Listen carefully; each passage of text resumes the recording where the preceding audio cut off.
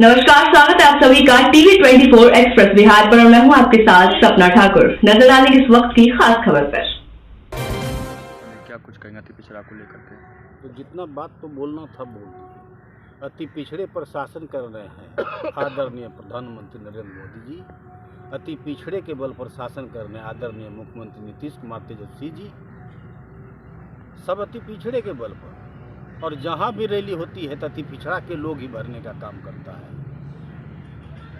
सब काम अति पिछड़ा से होता है, और अति पिछड़े का आरक्षण ले रहा है तो ये ले रहा है, वो ले रहा है। ऐसा नहीं होना चाहिए। मैं भरपूर इसका विरोध करता हूँ। किस तरह से इसकी लड़ाई लड़ी जाएगी? लड़ रहे हैं, देखने रहे हैं कैसे लड़ाई लड़ रही है। धरना के माध्यम से महात्मा गांधी की स्टाइल में लड़ा। लाठी डंग थोड़ो हम लोग उठाने वाले हैं। हम लोग सत्ताधारी पक्ष के लोग, इसी तरह लड़ाई लड़ेंगे। अति पिछड़ा समाज को इस आरक्षण को लेकर क्या कहना चाहेंगे, किस तरह से उनको बताएंगे? अति पिछड़ा हम लोगों का दुरुस्त आदमी है। अति पिछड़ा सजग है। ऐसे देश में राज थोड़ा तो पिछड़ा पर चल रहा है। राज्य में सब कुछ में ये भारतीय जनता पार्टी के लोगों ने यह सब बू फैलाया है। ये हम लोग चलने नहीं देंगे। मात्र भारतीय जनता पार्टी बच गई है बिहार में, बाकी सभी पार्टी एक साथ है। भाजपा तो कह रही नीतीश कुमार ही अति पिछड़ा विरोधी है। अति पिछड़ा आरक्षण दिया थी नीतीश कुमार ने, विरोधी है हो गया। वह अफवाह फैलाता है नीतीश कुमार को बदनाम करने के लिए। सत्ता से हटने के बाद लूटने का जो काम था, सत्ता से हटने के बाद तो वह बौखला गया, उससे कुछ बयान दे रहा है। अति पिछड़ा कितना बड़ा समाज है, मगर अपने क्षेत्र में अति पिछड़े का मंत्री बहुत कम है इस बार के। अरे अति पिछड़ा का सचेतक है ना भाई। इन लोग तो मंत्री बनना चाह रहे थे। मंत्री है, विभाग नहीं मिला। अरे ठगने वाला चीज नहीं मिला है, बाकी हर फैसिलिटी है। मंत्री है। मंत्री का है ना दर्जा।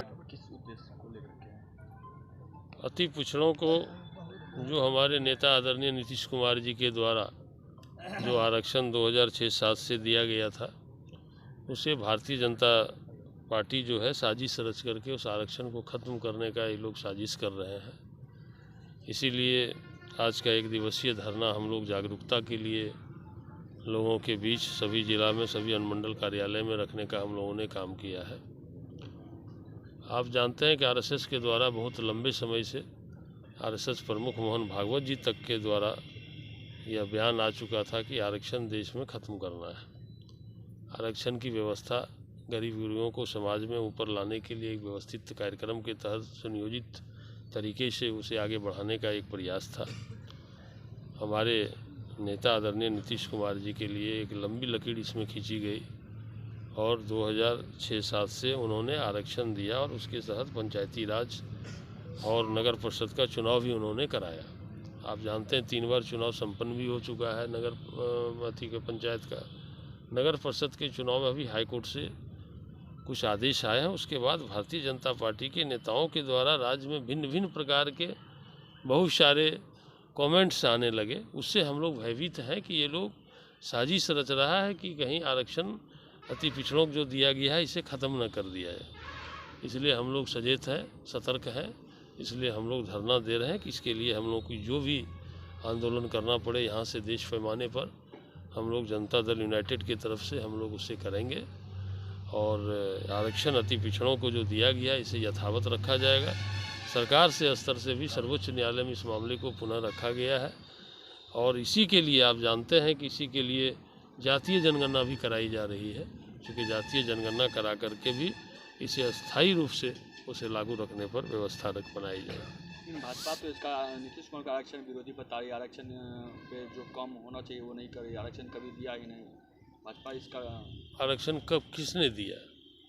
आरक्षण भारतीय जनता पार्टी की कभी राज्य में सरकार तो रही नहीं। कब उन्होंने दिया आरक्षण? आरक्षण तो जो भी दिया वो तो नीतीश कुमार जी ने दिया ना 16 वर्षों के दरमियान। भारतीय जनता पार्टी ने कब आरक्षण किसको कहाँ दिया? कभी सरकार में रही ही नहीं। राज्य में सरकार में तो जनता दल यूनाइटेड रही है, उन्होंने नहीं दिया ना। नीतीश कुमार जी ने आरक्षण लागू कराया। अति पिछड़ों के तो विरोधी बताया जा रहा है नीतीश कुमार को। कैसे अति पिछड़ों को विरोधी? उससे बड़ा अति पिछड़ा का समर्थक कौन हो सकता है? इस देश में उतने बड़ा समर्थक कोई नहीं हो। आप जानते हैं अति पिछड़ों को जितने भी